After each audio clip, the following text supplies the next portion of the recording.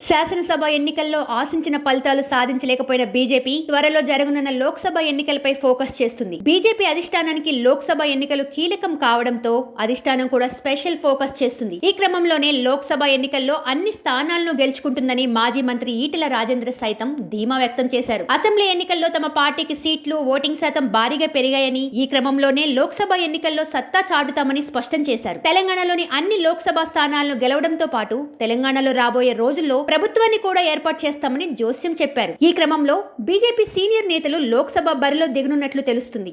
గత ఎన్నికల్లో బీజేపీ అనూహ్యంగా 4 సీట్లు గెలుచుకుంది. ఈసారి అంతకు మించి గెలవాలంటే సీనియర్లు, కీలక నేతలు లోక్సభ బరిలో దిగటం ఖాయమని స్పష్టమవుతుంది. ఈ క్రమంలో ఈటెల మల్కాజిగిరి నుంచి పోటీ చేయవచ్చని తెలుస్తుంది. మల్కాజిగిరిలో తెలంగాణ సీఎం రేవంత్ రెడ్డి గత ఎన్నికల్లో గెలిచారు. ఆయన సీఎం కావడంతో వచ్చే ఎన్నికల్లో కాంగ్రెస్ నుంచి ఎంపీ బరిలో ఎవరు నిలుస్తారనేది ఆసక్తికరంగా మారింది. మల్కాజిగిరి మాజీ ఎమ్మెల్యే మైనంపల్లి హనుమంతరావు పేరు వినిపిస్తుంది. బీజేపీ నుంచి కొందరి పేర్లు పరిశీలిస్తున్నా ఈటెల అయితేనే విజయం సాధిస్తారని అధిష్టానం ఆయనకే అవకాశం ఇవ్వనున్నట్లు సమాచారం. గులాబీ పార్టీ నుంచి గత ఎన్నికల్లో పోటీ చేసిన రాజశేఖర్ రెడ్డి ఎమ్మెల్యే కావడంతో ఎవరికి ఛాన్స్ దక్కుతుంది అనేది కీలకంగా మారింది. మల్కాజిగిరి పార్లమెంట్ పరిధిలో 3 పార్టీలు కొన్ని బలహీనతలు వెంటాడుతున్నాయి. బీఆర్ఎస్ ను వర్గ విభేదాలు వెంటాడుతుంటే బలమైన అభ్యర్థులు లేక బీజేపీ, కేడార్, చిన్న భిన్నమైన కాంగ్రెస్ ఇబ్బంది పడుతున్నాయి. అందుకే ఈటెల పోటీ చేస్తే విజయం ఖాయమని బీజేపీ బలంగా నమ్ముతుంది. దీంతో మల్కాజిగిరిపై మరింత ఆసక్తికరంగా మారింది. తెలంగాణలో పార్టీలన్నీ నేషనల్ లెవెల్ ఫైట్ కు సిద్ధమవుతున్న వేళ మల్కాజిగిరిలో సత్తా చాటేది ఎవరు అనే చర్చ జనాల్లో జోరుగా సాగుతుంది. గత ఎన్నికల్లో రేవంత్ గెలిచిన చోట